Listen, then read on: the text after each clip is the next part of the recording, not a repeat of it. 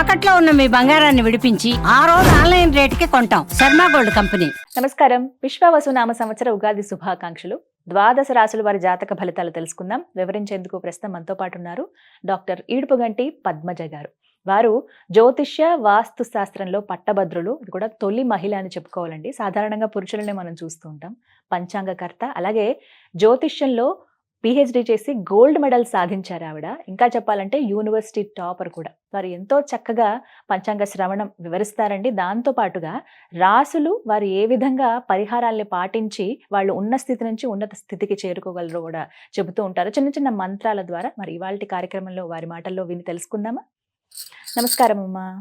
నమస్కారం. శ్రీ విశ్వావసు నామ సంవత్సరంలో మేష రాశి వారి జాతక ఫలితాలు తెలుసుకోవాలనుకుంటున్నాం. వారి ఆదాయ వ్యయాలు, రాజపూజ అవమానాలు ఏ విధంగా ఉన్నాయి, అలాగే మొత్తంగా అసలు మేషరాశి వారికి ఈ సంవత్సరం ఎలా ఉంది? మేషరాశి వాళ్ళకి ఆదాయం తర్వాత వ్యయం, రాజపూజ్య అవమానాలు ఇవి చూసుకున్నట్లయితే 2-14, అంటే ఆదాయం 2 అయితే వ్యయం 14, అలాగే రాజపూజ్యం 5 అయితే తర్వాత అవమానం 7. అంటే ఎప్పుడు కూడా ఒకటి చూడాలి, ఆదాయం కన్నా వ్యయం అధికంగా ఉన్నప్పుడు ఎవరికైనా సరే, ఇప్పుడు మనం చెప్పుకునే వాళ్ళు ఎవరికైనా ఆదాయం కన్నా వ్యయం కనుక అధికంగా ఉంటే ఆ వ్యయం దుర్వ్యయం కాకుండా, అంటే ఎక్కువ ఖర్చులు కాకుండా ఉండడానికి దాన్ని ఏదన్నా మంచి వాటి మీదకి మళ్లించుకోవడానికి, స్థిరాస్తుల మీదకి మళ్లించుకోవడానికి ప్రయత్నాలు చేయాలి. అంటే ఏదైనా స్థిరాస్తులు కొనుగోలు కొరకు కానీ ఆ చేసుకోవడానికి చేసే ప్రయత్నాల్లో కూడా ఇబ్బందులు ఎదుర్కొనే అవకాశాలు ఉన్నాయి. కాబట్టి దానికి సంబంధించిన పరిహారాలుగా చింతామణి గృహంతస్థాన్ని చేసుకుంటూ కనుక మనం ముందుకెడితే చాలా వరకు అది దుర్వ్యయం కాకుండా ఉండడం అనేది ఒకటి. అలాగే రాజపూజ్యం కన్నా అవమానం అనేది అధికంగా ఉంది కాబట్టి దీన్ని మనం పాజిటివ్ గా చేసుకోవడానికి వీలైనంత వరకు ఎదుటి వ్యక్తుల్లో దైవాన్ని దర్శించడం వల్ల, ప్రతి వ్యక్తిలోనూ ఆ రకమైన పాజిటివ్ వైబ్రేషన్స్ అని పెంచుకోవడం వల్ల తప్పనిసరిగా ఏమవుతుందంటే అది మనం పాజిటివ్ గా ఉంటుంది. రెండోది గౌరవాన్ని ఇచ్చి గౌరవాన్ని అభివృద్ధి చేసుకునే విధంగా ప్రయత్నం చేయాలి. ఇది ఫస్ట్ మనకి రాజపూజ్య అవమానాల గురించి. ఇక రెండోది వచ్చేప్పటికి సంవత్సరం వీళ్ళకి ఎలా ఉంటుంది. దీంట్లో ఫస్ట్ అసలు మనకి మేషరాశి వాళ్ళ గురించి తీసుకున్నట్లయితే అశ్విని, భరణి, కృత్తిక, ఒకటో పాదం వీళ్ళందరూ కూడా మేషరాశిలోకి వస్తారు. అయితే ఈ మేషరాశిలో కూడా ఇప్పుడు ప్లాంటరీ పొజిషన్ ఫస్ట్ తీసుకోవాలి. ఈ ప్లాంటరీ పొజిషన్ లో మనకి ఈ గురు భగవానుని తీసుకుంటే ఆయన సంవత్సరం ప్రారంభం అంటే ఈ యొక్క ఉగాది నుంచి దాదాపుగా మే 15 దాకా 14 దాకా ఉన్న సమయంలో ఆయన వృషభ రాశిలోనే ఉండడం జరుగుతుంది వీళ్ళకి. తర్వాత అక్కడి నుంచి మిథున రాశిలోకి ప్రవేశిస్తాడు ఆయన.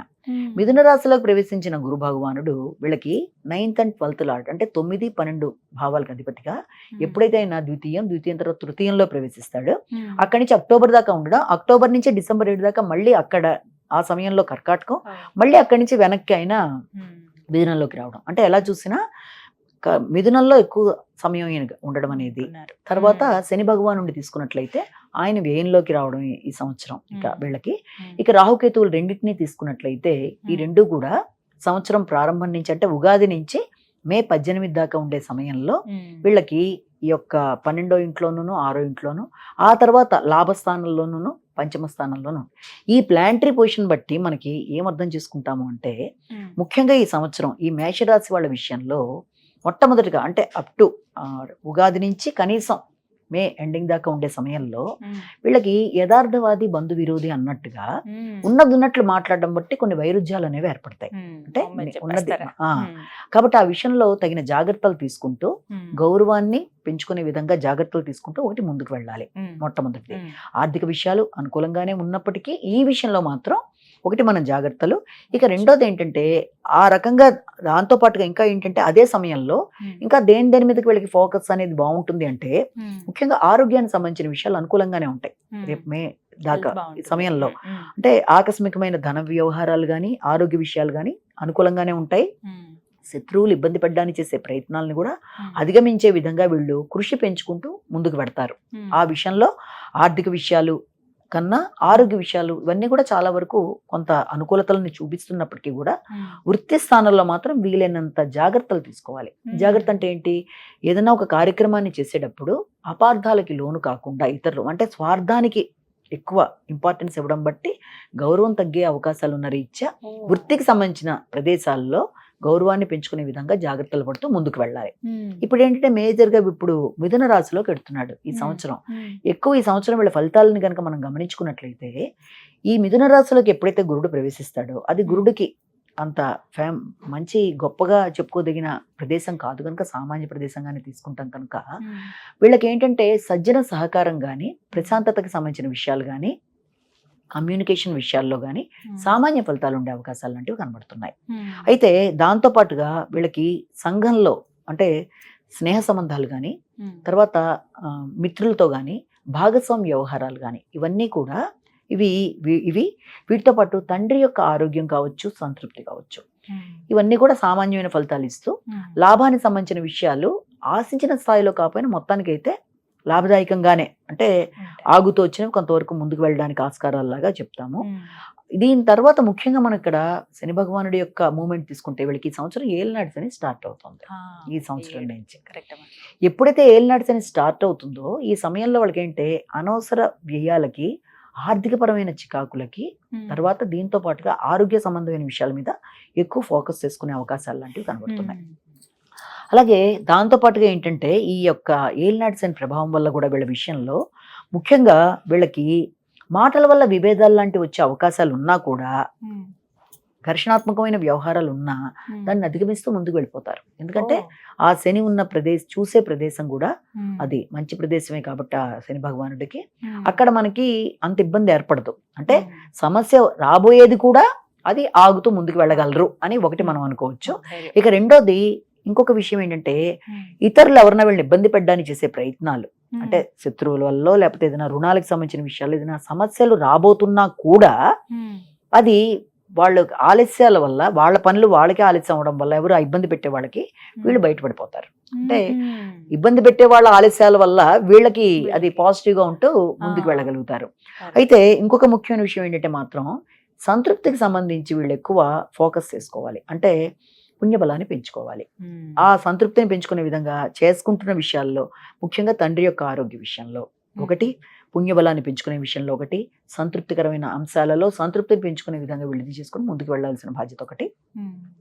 రాహుకేతువుల విషయాన్ని కూడా మనం పరిగణలోకి తీసుకుంటే ఇక్కడ మే దాకా ఒక స్పాన్, మే నుంచి మిగిలిన సంవత్సరాంతం వరకు సమయాన్ని తీసుకుంటే మొట్టమొదటి ఏంటంటే ఆకస్మిక వ్యయాలు, అనవసర వ్యయాలు, అనవసరమైన స్నేహాలు మొదలైన వాటి వల్ల కొంత చికాకులు లాంటివి ఏర్పడుతున్నప్పటికీ కూడా తర్వాత వీళ్ళకి మే తర్వాత నుంచి రావాల్సిన ధనాలు రావడం, తర్వాత ఆ వచ్చిన ధనం అంటే పెండింగ్ లో ఉంటూ ఉన్నది రావడం, కానీ అక్కడ వీళ్ళు చాలా జాగ్రత్త పడాలి.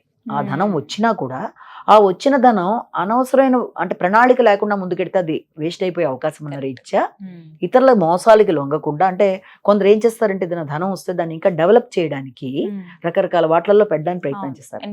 దానివల్ల కొంత అంటే కొత్త వ్యక్తుల్ని నమ్మో లేకపోతే దానివల్ల మోసాలకు అవకాశం, ఎందుకంటే ఏలినాటి శని కూడా ప్రవేశించింది కాబట్టి వీళ్ళంత వరకు చాలా జాగ్రత్తగా ఆత్మీయుల్ని సంప్రదించి ముందు జాగ్రత్తలు తీసుకొని ముందుకు వెళ్ళినట్లయితే అలాంటి సమస్యలు లేకుండా బయటపడతారు. అలా కాకుండా ముందుకు వెళ్ళడంలో కొంత ఇబ్బందులు అనేవి ఉంటాయి కాబట్టి జాగ్రత్తలు చూసుకుంటూ ముందుకు వెళ్ళాలి. ఇక దాంతో పాటుగా ఇంకొకటి ఏంటంటే వీళ్ళకి ముఖ్యంగా రోగ నిరోధక శక్తి విషయంలో తగిన విధంగా చూసుకోవాలి. తర్వాత ఏంటంటే ఎక్కువ మానసిక ప్రశాంతతను లోపించుకునేట్టుగా, చికాకులుగా, తర్వాత డిప్రెసివ్ థింకింగ్ లేకుండా జాగ్రత్త పడుతూ ముందుకెళ్ళాలి. అంటే ఎప్పుడు కూడా విద్యార్థులైనా సరే విద్య మీద ఎక్కువ ఫోకస్ చేసే విషయంలో కొంత బద్దకించడం లాంటిదో, లేకపోతే పెద్దవాళ్ళు అయితే దానికి కొంత వైరాగ్యంగా ఆలోచించి డిప్రెసివ్ థింకింగ్ ఇలాంటి వాటిని అధిగమించే విధంగా ఎవరికి వాళ్ళు ప్రయత్నం చేసుకోవాలి. అంటే విద్యార్థులైతే ఐగిరివాయనం అనే శ్లోకం ద్వారానో, లేదా పెద్దవాళ్ళైతే ఇంకో రకంగా ఈ రకంగా చేసుకుంటూ వెళ్ళడం బట్టి అది అనుకూలంగా, అంటే కొత్త వ్యక్తుల్ని నమ్మి పెట్టుబడులు పెట్టే విషయంలో కానీ, లేకపోతే ఒకేసారి రావాల్సిన అమౌంట్ వచ్చింది కదా అన్న ఆనందంలో తొందరగా వేరే రకంగా ముందుకు వెళ్ళడం, ఇలాంటివి చేయకుండా జాగ్రత్తలు తీసుకోవాలి. ముఖ్యంగా ఏలినాటి శని కాబట్టి అన్ని అలాగ వాళ్ళకి అనిపిస్తాయి. అంటే పర్లా మనం పెట్టుబడి పెట్టి తొందరగా మనం ఎదుగుదాం అనుకునే ధోరణిలో ఆలోచనలు వచ్చినప్పుడు తగిన విధంగా వాళ్ళు తగిన జాగ్రత్తలు తీసుకుంటూ ముందుకు వెళ్ళాలి. మరి మేషరాశి వారు ఈసారేమో శని ఎంటర్ అయ్యారు, అంటే 7:30 స్టార్ట్ అయింది వాళ్ళకు కూడా. అందులో భాగంగా అలాగే దైవానుగ్రహం పొంది వాళ్ళు ఈ సంవత్సరం అంతా ఎటువంటి ఆందోళన లేకుండా సమయపాలన మెయింటైన్ చేస్తూ కరెక్ట్గా ఆలోచించి ఉండాలి. దైవానుగ్రహం వాళ్ళు పొందాలంటే గనక ఎటువంటి పరిహారాలు చేసుకోవాలంటారు? ఫస్ట్ పాయింట్, వీళ్ళ సమయం, శ్రమ, కాలం ఏదైనా సరే అంటే ఏది వృధా కాకుండా ఉండడానికి వీళ్ళు ఖచ్చితంగా సుమంతో శ్రీ కార్తవీర్యార్జున అనే శ్లోకాన్ని చేయాలి. ఇది కాకుండా వీళ్ళకి ముఖ్యంగా ఇంకొకటి ఏంటంటే ప్రతి పనిలోనూ, ఎందుకంటే ఏలినాటి శని స్టార్ట్ అయినప్పుడు ఎప్పుడు కూడా పనిలో ఆటంకాలు, ఆలస్యాలు లాంటివి రావడం, లేకపోతే తర్వాత చేద్దాంలని వాయిదాలు వేసుకోవడం ఇలాంటివి జరుగుతాయి కనుక వీటిని అధిగమించే విధంగా హనుమాన్ చాలీసా అనేది ఒకటి వీళ్ళు చాలా ఖచ్చితంగా చేసుకోవాలి. దానికి వాడికి ఎంత అనుకూలంగా ఉంటే ఎంతసేపు కొందరు ఉంటారు మేము రోజులో 11 సార్లు చేసుకుంటాం, కొంతమంది మేము ఒకసారి చేసుకుంటాం. అది వాళ్ళ మొత్తానికైతే అది చాలా మంచిది హనుమాన్ చాలీసా ఒకటి. అలాగే దీనికి సంబంధించి ఈ యొక్క ఇది మోసాలకు గురి కాకుండా ఉండడానికి ముఖ్యంగా ఎక్కువ ఈ యొక్క ఏలినాటి శనిలో ఎదురవుతున్న ఇబ్బందులను అధిగమించడానికి, వాళ్ళ ఆరోగ్యం బాగుండడానికి, ముఖ్యంగా ఆరోగ్యం అనేది కూడా చాలా ప్రధానం కదా.